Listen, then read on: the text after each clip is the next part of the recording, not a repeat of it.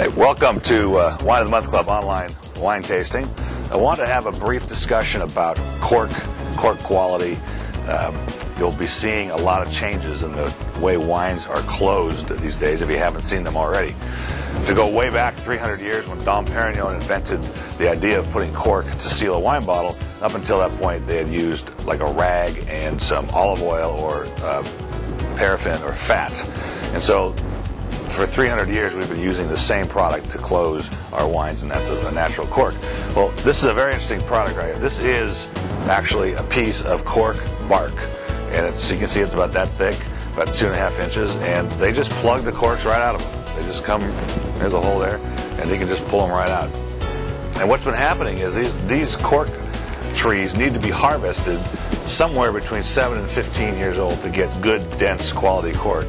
And because of the need for and the demand for cork, they've been harvesting the trees earlier, and the cork has become inferior than its predecessors in the previous years.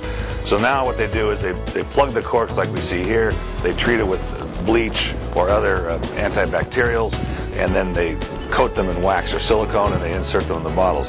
And that's what we've been having is about a 10% chance, or 1 in 10 bottles, or 1 in a case basically, of a bad bottle of wine, and they call it corked wine. And you can immediately tell the condition of a wine if it's corked by its smell. It smells like old socks or a dirty shoe.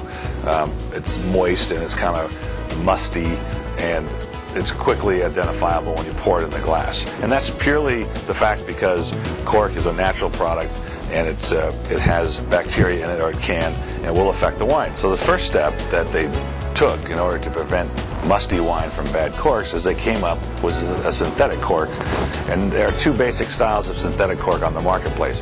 One of them is a solid foam cork that if you cut right down the middle, you get a cross section of this cork, all the cells that make up the foam will be uniform and structured, and those have nice reinsertion factors associated with them. The other type of synthetic cork is a little less dense, and it's covered with a silicone sheath, and that gives it structure so that the bottling machine can compress the cork and put it in the bottle.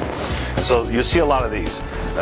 With synthetic corks, you still get the romance of pulling the cork out of the bottle. You still get the romance of the pop of the cork. Of course, you have no reason to smell a synthetic cork. There's no effect on the wine or on the cork. But the most common thing I'm seeing right now in my tasting room, and I would say about 30% of the wines I taste are coming this way. I'd say about 50% of the wines coming from Australia and New Zealand are bottled this way, not so much from Europe, and many of the California wines are starting to turn to a screw cap.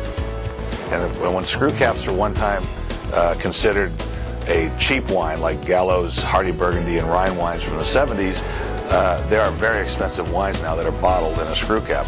This one happens to be called a Screwcap Napa, which is kind of a funny name for a wine, but they're taking off on the fact that we're using a screw cap. And if we just able to open the wine like this, it breaks the seal like you would on a soda bottle, and now you've got your wine. The beauty of this cork or sealer is it's totally inert, so there's no chemical reaction with the wine and the cork, and of course we can reseal it very simply, and of course it has a very tight seal.